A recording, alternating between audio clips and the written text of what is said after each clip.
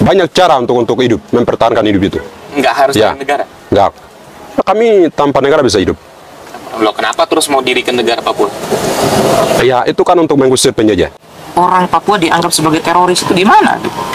Ini logika apa yang digunakan oleh kolonial Indonesia ini. Kami bingung juga. Karena masa kami punya tanah, kami ini Tuhan rumah dianggap teroris ini kan. Ini logika manusia atau logika hewan ini?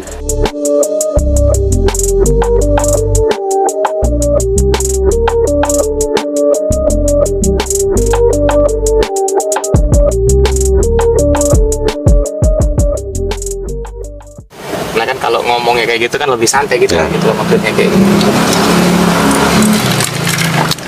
Ya, ngomong kayaknya sudah mulai ini. Iya, sudah mulai kita ini. Ya. Sudah nge-record. Jadi sambilan kita apa namanya nikmatin teh tarik di Hano. Ini udah berapa kali kita bikin konten guys? Sekitar berapa ya? 7 kayaknya. 7 kali? Iya, 7 kali. Nah, 8. kebanyakan. Oh, kurang. Oh, Ini yang 6. keenam. Oh, ya. Iya, dia ingat kan, dia Ya. sering Oh, kan. mantap sudah. Ini yang ke-6 kita bikin konten. Ya.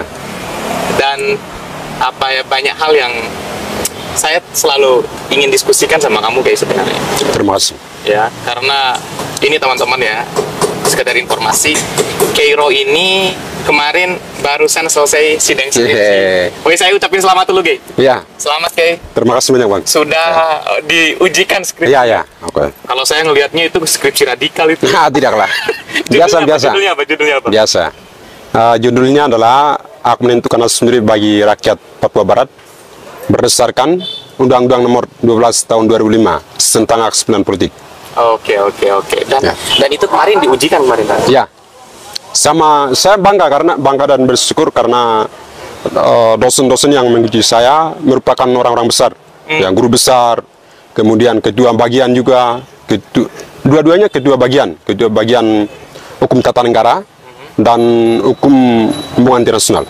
Itu nggak dipermasalahin kayak kamu buat konten, bikin skripsi yang bahkan vulgar tuh, hak untuk menentukan nasib sendiri itu, emang nggak ada tekanan?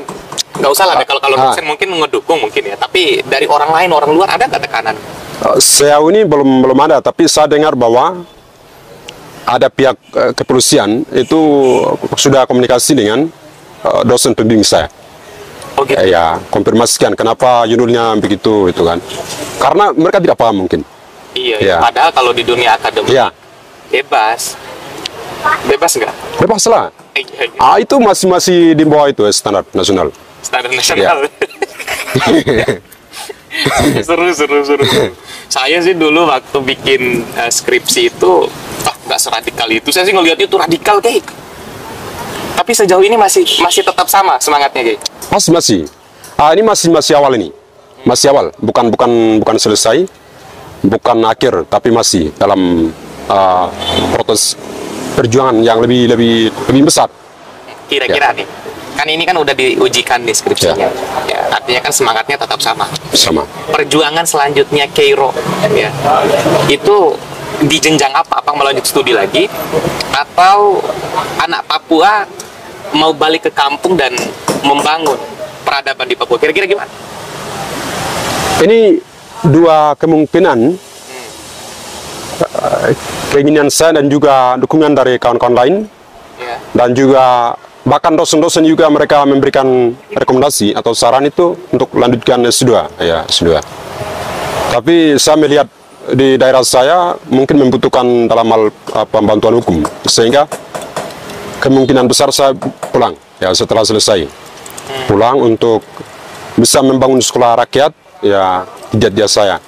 Kemudian juga bisa membangun kantor lembaga bantuan hukum di sana. Artinya Untuk memberikan bantuan hukum kepada orang-orang yang membutuhkan hukum.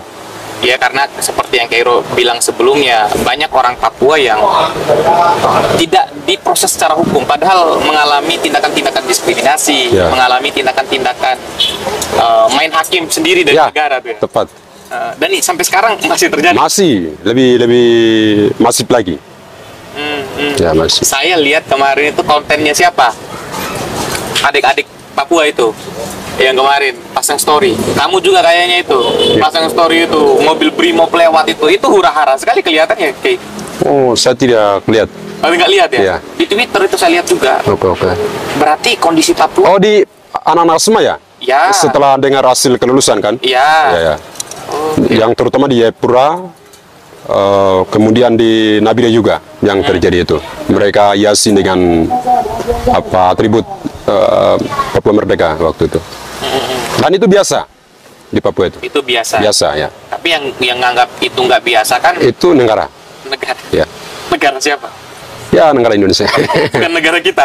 bukan. Negara kita, jangan kayak gitu. Iya. Tapi saya menarik bajunya kayak warnanya kuning. Ini Oh, jangan-jangan diberikan Golkar ini. terafiliasi partai politik loh. Tidak. Tidak ya? Ini pakaian. Ya, Aman ya? aman. Aman. Nah, gini kan kalau kita bicara tentang Papua, kita bicara tentang Indonesia itu kan pendidikan penting sekali ya. Oke. Nah, Kairo sekarang udah selesai pendidikan gitu kan. Pasti kan keinginannya berdampak untuk daerah, ya kan? Nah, kemarin kita bikin konten tentang ke Papua. Kairo bilang banyak orang Papua itu sebenarnya udah pintar-pintar, Ya. tetapi tidak difasilitasi negara. Di mana seandainya Kairo nggak difasilitasi negara? Saya kan berasal dari anak petani, jadi saya bisa hidup di tanah itu. Ya, kelola tanah sendiri, kemudian saya tidak tergantung kepada negara juga. Banyak cara untuk hidup, mempertahankan hidup itu. Nggak harus Ya. dari negara. Enggak. Kami tanpa negara bisa hidup. Loh, kenapa terus mau dirikan negara Papua? Ya, itu kan untuk mengusir penjajah. Siapa? Mengusir kejahatan kemanusiaan, kemudian penindasan nasional juga, kemudian kriminalisasi, rasisme yang dipraktekkan oleh penguasa Indonesia kepada rakyat Papua. Ya, ini yang kami mengusir ya. Tapi sekarang kayaknya udah hendak deh, Kay. Usir. Sekarang udah hendak. Ini kan udah momen politik nih, 2024. Ya kan, 3 calon presiden tuh.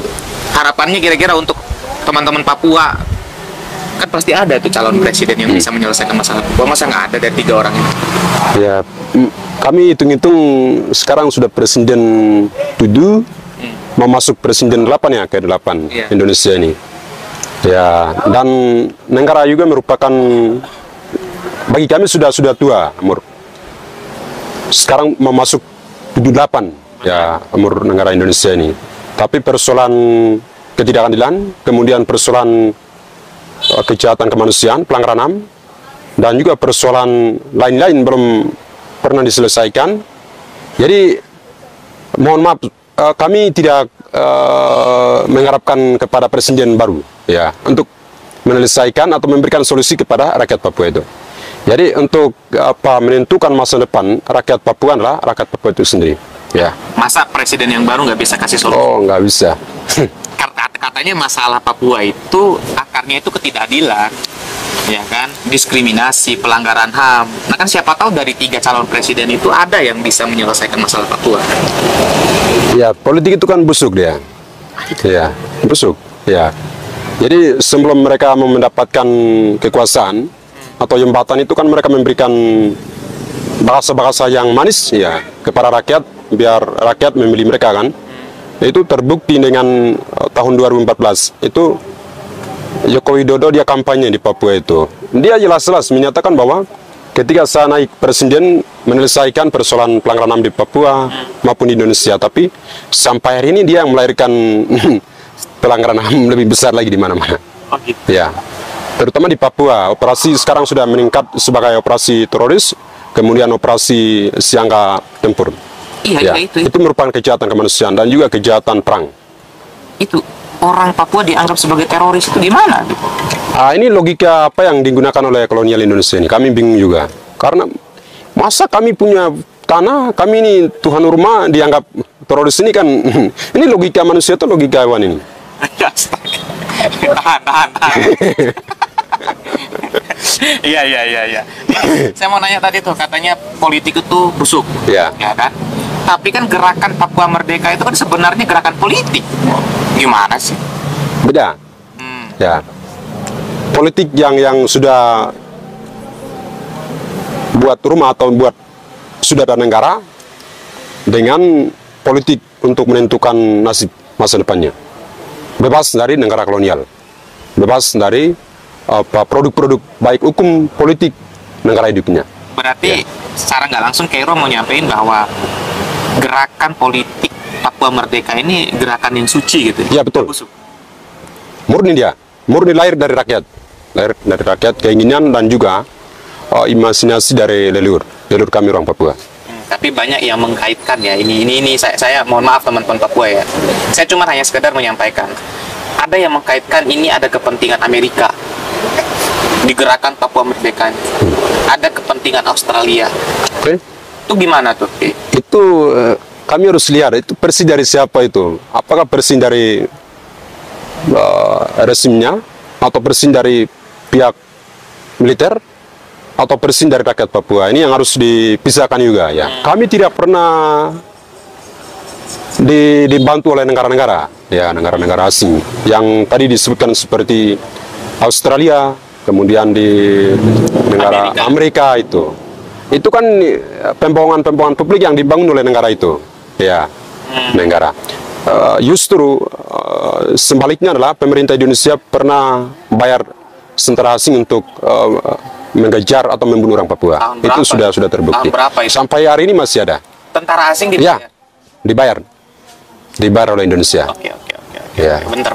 Tapi kan ini sih memunculkan kecurigaan gitu ya. Gerakan Papua ini bukan gerakan yang murni, ya, yang bersih, yang suci, kira-kira seperti itu. Karena banyak petinggi OPM itu, Organisasi Papua Merdeka, justru tinggalnya sejahtera di Amerika, tinggalnya sejahtera di Australia. Itu kan petinggi-petingginya enak-enak aja, tapi yang di Papuanya itu yang diadu-adu, katanya orang seperti itu. Oke. Ya, kalau disebut petinggi-petinggi OPM di Australia, kemudian Inggris, ya ini bukan mereka cari enaknya, tapi mereka juga memperjuangkan di sana kampanye soal kampanye Free West Papua itu, ya kebebasan Papua. Seperti Benny Wenda yang dia melakukan lobby-lobby diplomatik semacam di Inggris, kemudian Vanuatu dan beberapa negara ini adalah mereka cari dukungan bukan atas nama negara, tapi dukungan dari solidaritas. Dipanggil dengan nilai-nilai kemanusiaan dan juga nilai-nilai solidaritas. Dan mereka yang semacam Benny Wenda dan kawan-kawan ini juga mereka statusnya adalah diburu oleh negara ini. Ya. Diburu oleh negara ini. Ya, negara ini. Makanya mereka status sebagai suaka politik. Ya, itu pun dijamin dalam hukum internasional ya. Tapi kan ya memang dianggap sebagai musuh negara lah kalau terang-terangan terbuka ingin melawan bangsa Indonesia, negara Indonesia. Jadi pasti dianggap sebagai musuh negara. Kami tidak pernah melawan negara. Ya, ini yang harus digarisbawahi. Kami tidak pernah melawan negara, apalagi melawan kawan-kawan Indonesia itu. Kami mintalah mengakui hak kami, kemudian membicarakan soal status kami. Jadi kami tidak pernah memejambelakan Indonesia itu. Iya. Cuman kan gini kayak gitu. Untuk dijaminnya hak asasi manusia, sambilan minum kayak nggak apa-apa. Okay.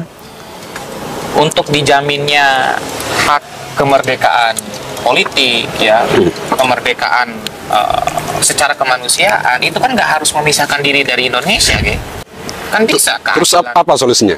Solusinya ya pemerintah yang hadir di sana gitu loh, hadirkan keadilan, bawa program-program yang memang bisa merangkul masyarakat Papua gitu. Ya. Kan nggak harus serta-merta kita merdeka memisahkan diri. Kalau kami boleh tanya juga. Ya boleh, silakan. Iya, kami boleh tanya juga kalau begitu. Tanya apa? Iya. Kalau Indonesia juga pernah memisahkan dari negara induknya. Negara induknya adalah Belanda. Ya, negara induknya Belanda. Kenapa hanya selesaikan soal pelanggaran HAM oleh pemerintah Belanda, kemudian mereka membangun Indonesia, kemudian memberikan keadilan kepada Indonesia? Kenapa Indonesia memperjuangkan untuk menentukan masa depannya sendiri? Ya, ini yang mempertanyakan juga ini. Oh, berarti teman-teman Papua ingin menyandingkan gitu, menyamankan posisi Indonesia dengan Belanda pada saat itu dengan Papua dan Indonesia? Ya, sama posisinya. Jadi Indonesia merupakan neokolonialisme, bukan kolonialisme.